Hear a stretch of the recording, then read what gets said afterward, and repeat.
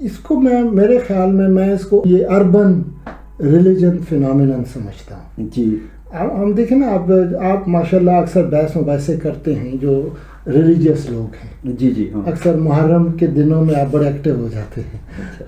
تو اچھا، میرا اپنا بھی ذاتی تجربہ ہے، میرے دوست رہے ہیں احمدی فیتھ سے ان کا تعلق، تو بڑے لبرل لوگ ہوتے ہیں. ادروائز جو ہی آپ ان کے جو مذہبی عقائد کو ڈسکس کرنا شروع کر رہے ہیں، یکدم وہ اپنی ساری جو ریشنلٹی ہے وہ اتار کے جو ان کی دوسری آئیڈینٹی ہے فیتھ والی، وہ اس کے ماتحت ہو کے پھر بحث شروع کر دیتے ہیں. تو ریلیجن کرتے یہ ہے کہ آپ ایک ریٹرک، ایک شروع میں ریٹرک یہ اصول ہے، یہ اصول ہیں، بالکل صحیح بات ہے، آپ اس کو امبریس کر لیتے ہیں.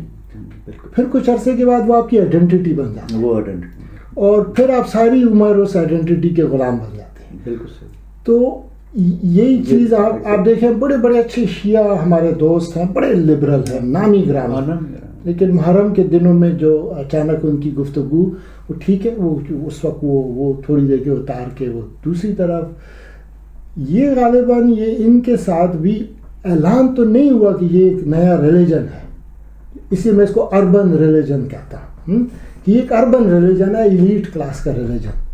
شروع میں وہ ریٹرک تھا کہ نواز چور ہے، حکومت چور ہے، سب چور ہیں، عمران ایک پیغمبر، کہانی پیغمبر لیکن پیغمبر ہے، اچھا، اور وہ سب کچھ بدلے گا، اور یہ وہ کرتے رہے ایک بلیف سسٹم ان کا بن گیا ریٹرک سے. بالکل ٹھیک. اب وہ اس کے غلام ایسے بن چکے ہیں کہ ان کو شرم آتی ہے، اس سے ایگو ٹوٹتا ہے کہ اب ہم کیسے، مطلب ہے بہت سارے دیکھیے انہوں نے توبہ پارٹی جوائن کر لی کہ ہماری توبہ، اور وہ انہوں نے کہا کہ ہم سب غلط، لیکن ہر ایک کی یہ ہمت نہیں ہوتی کہ وہ کہ یار ہم غلط تھے. وہ اپنے آپ کو اتنے بڑے افلاطون سمجھتے ہیں یا سمجھتے رہے کہ اب وہ اس شہر سے نکل ہی نہیں سکتے، اس نئے اربن ریلیجنس. اور یہ مسئلہ ہمارے باہر والوں کو زیادہ ہے. یہاں آپ دیکھیں تو یہ ریلیجن فینامنا ادروائز بھی کافی زیادہ ہے، کہ مطلب اتنا آپ کو اپنے ملک میں نہیں دکھائی دے گا جتنا یہاں ان لوگوں میں دکھائی. تو غالباً عمران ان کا وہ ایک پیغمبر تھا، وہ وہاں پہ تبدیلی لایا. اگر وہ تبدیلی نہیں آ رہی تو اس کی بھی کوئی وجہ ہے. جیسے وہ آپ مذہبی لوگوں سے بحث کریں نا، تو ہمیشہ جو مسلمانوں کی حالت اس لیے خراب ہے کہ یہ صہیونی کر رہے ہیں یہودی.